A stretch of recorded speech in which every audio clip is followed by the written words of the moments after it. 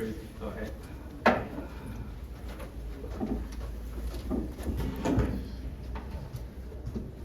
Okay, so next talk of this session is entitled Machine Learning Enhanced Quantum State Tomography, a Covariance Matrix Approach. And probably need some time to set up the computer. Okay.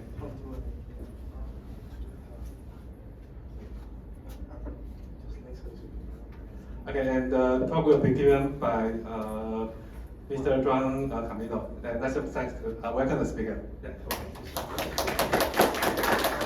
Good morning, everybody. Today I'll be presenting my work on machine learning enhanced quantum state tomography with covariance matrix. So let's start.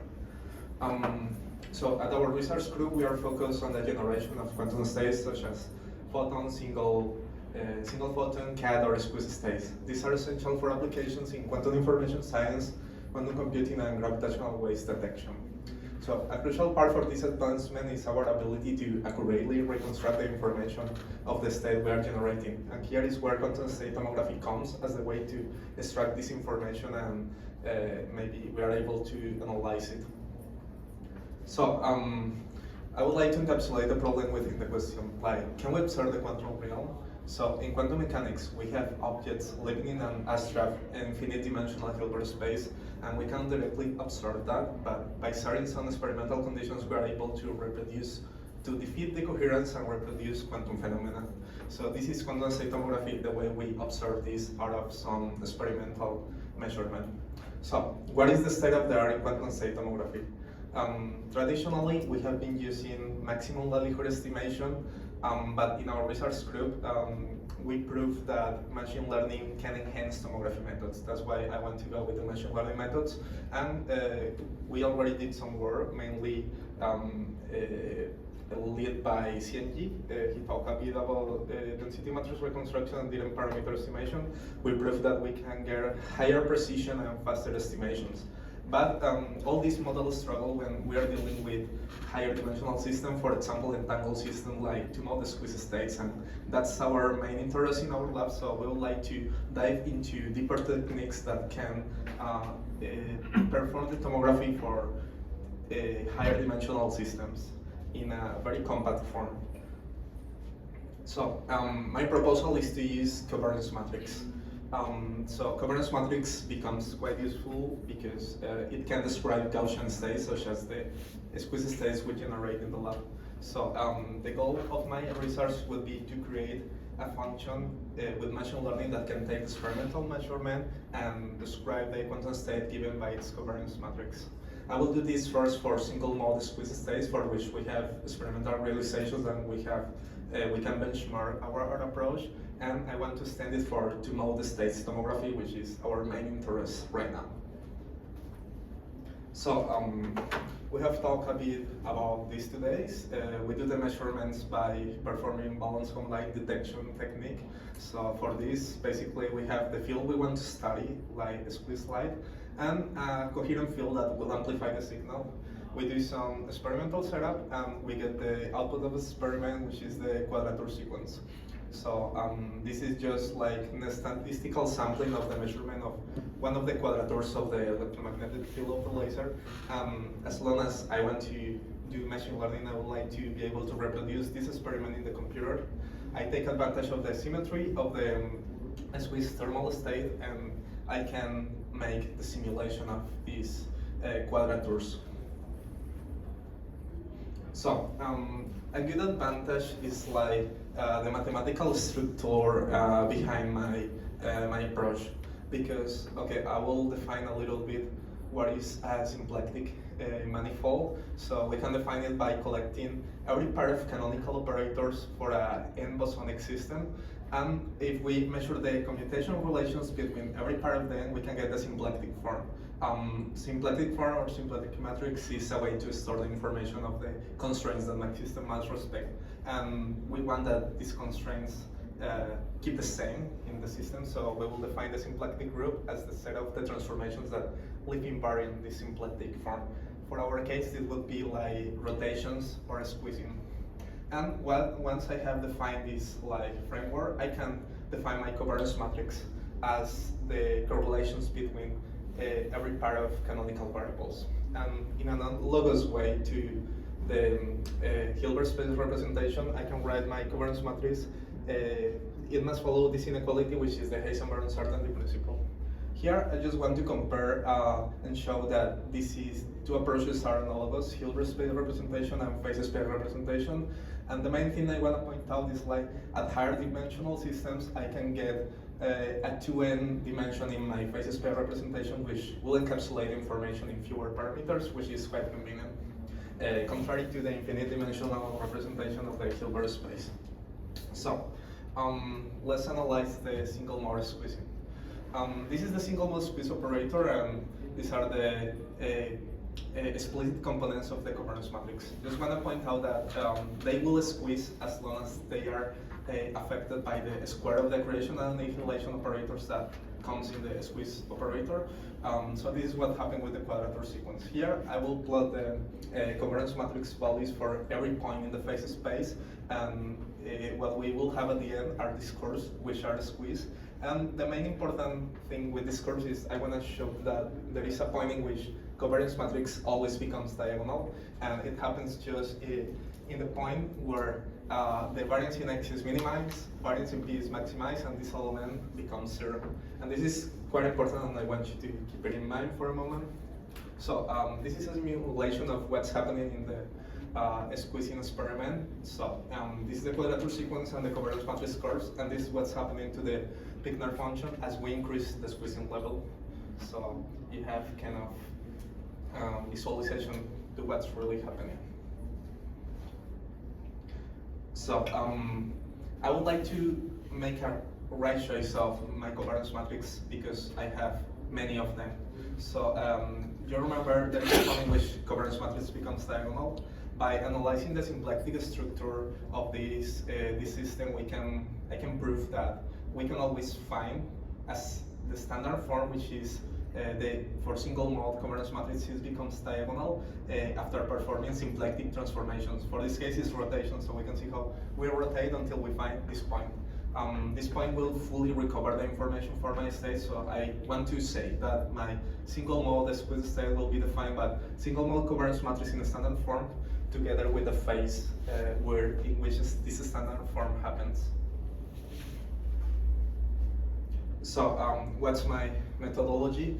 I will train a sufficient big amount of squeeze thermal states to include some thermal noise, and I will generate a quadrature sequence together with my covariance matrices, train a machine learning architecture that at the same time it will respect the uncertainty principle, so I have realistic, physically realistic stables, and at the end I can recover full information of my quantum state.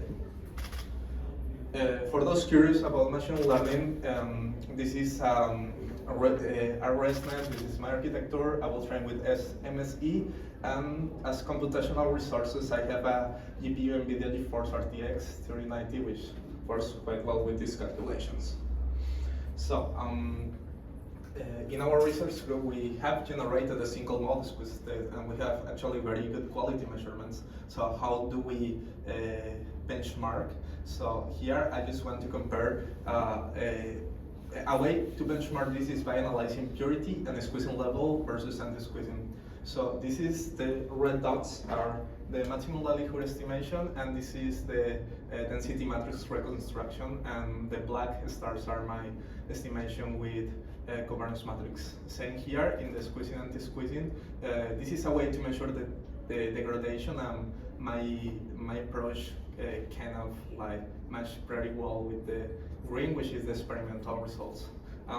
Also, I can measure the fidelity, which for maximum likelihood estimation, we see that it's not that precise, but for machine learning methods, like the blue one is reconstructing density matrix, and the gray one is reconstructing covariance matrix, we get higher fidelity levels, so we have very reliable reconstructions. This is the reconstruction example for two of these experimental realizations, and just want to show you that we can fully recover this information by reconstructing with covariance matrix. Okay, so something that we usually want to deal with in this kind of methods is how we deal with the noise. So a way which I will include it is by considering a multimodal noise source. I mean, by this I mean we will get the squeeze thermal states, and I will include this thermal component. I think someone was asking about how to include the noise from the vacuum. I think maybe this can be a way. We can tune this with this epsilon parameter. So to share with you my results, this is the fidelity we get for, this is just Gaussian state, just this first part. And by including the multimodal noise source up to 5%, we still get a very high fidelity average with some outliers that affect the variance, but this is still a good reliable fidelity. And here, just an example of comparison between purity and squeezing estimation for my Gaussian states and the Gaussian multimodal with 1%, which match quite well. So, so far, I have proved that this works for single mode states, but we would like to extend it for two modes. We don't have experimental measurements, but we want, it's an ongoing project, so we would like to be able to do this. So for the two-mode states, this becomes quite interesting because now the two-mode two-mode covariance matrix can be written also in standard form. I can prove that we always can take rotations, symplectic transformations to get this standard form. So this will simplify a lot our description. And I would like to understand a bit what's happening with the two-mode squeezing. So here, this is the two-mode squeeze, two-mode covariance matrix. So the two-mode squeeze operator is in terms of the product of the creation and annihilation operators. And I want you to notice that the individual modes won't be squeezed. So when we are generating like the two-mode squeeze states, we cannot feel the squeezing here, but we get the squeezing the correlations. That's why we have entangled state, and that's why the two-mode states becomes interesting. So these elements will be squeezed as long as they depend on the products of these creation and annihilation operators of the coupled modes. So the squeezing will become in these components. Okay, so to do the experiment, I will do the superposition quadrature, which if we measure the uncertainty, we will also get the squeezing here. So this is kind of an analogous version of the course. This is a bit of analogous version of the experiment. So for the methodology, I will have I will create my dataset with two-mode squeeze thermal state to include some thermal noise, and will output a 4-dimensional Hilbert space. Okay, just to finish, I cannot benchmark with experimental measurements, but I can measure a very high levels of fidelity on the two-mode state reconstruction, and this is just an example of two-mode states, which is quite well as long as I can recover the entanglement information. So, as conclusions, single-mode squeeze state can accurately reconstruct the states, estimating Wigner function, purity, squeezing, anti-squeezing with high levels of fidelity, and it's a good benchmarking with experiment, even when a multimodal noise source is included. And for two-mode squeeze state, we have a promising framework that can reconstruct the two-mode squeeze states, showing high fidelity levels, and this will show strong potential for our experimental future realizations. And just prospect, first, we can include this covariance matrix in FPGA devices. This is a poster that we presented here in the conference from someone from our research group. And this is the ongoing experimental realization of the two-mode states. And if we are able to generate two-mode states and to perform the tomography, we are able to manipulate entangled state, which can be quite interesting for quantum information processing tasks or cryptography. Thank you so much. Thank you. The paper is now open for question. Anyone want to ask one?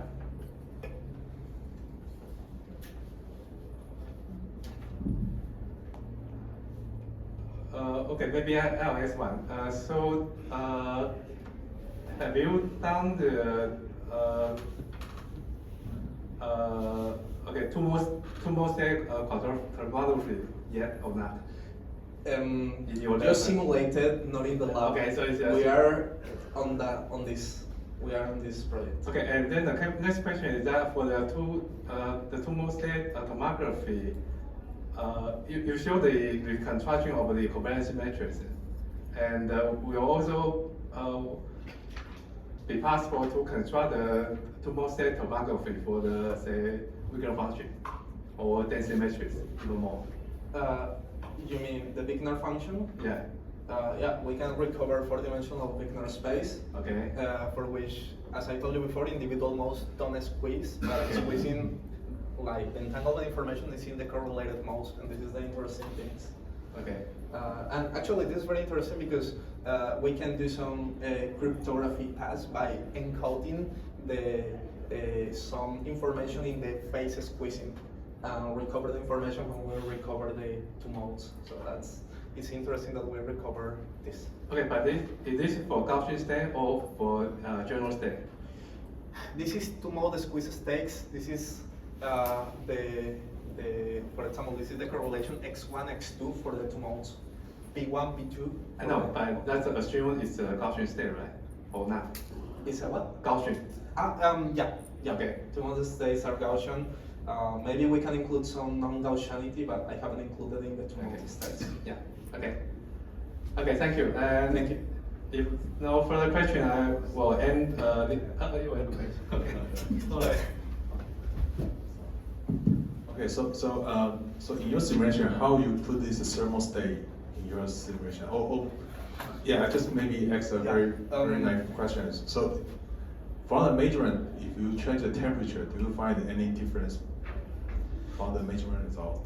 I think just because there's some thermal noise underlying, but I have to say that I don't do experiments, so I don't handle the experimental part. But I think when you talk about the thermal noise, maybe we can consider by considering the thermal states.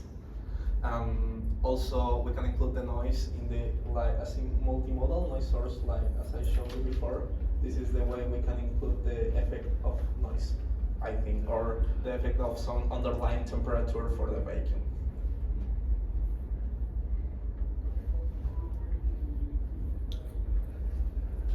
Okay, I think I would need to end this session, and yeah, thank you for being here this morning, and we are about 5 minutes behind the schedule, so it's lunchtime, so let's close this session, thanks all the speakers, and thank you.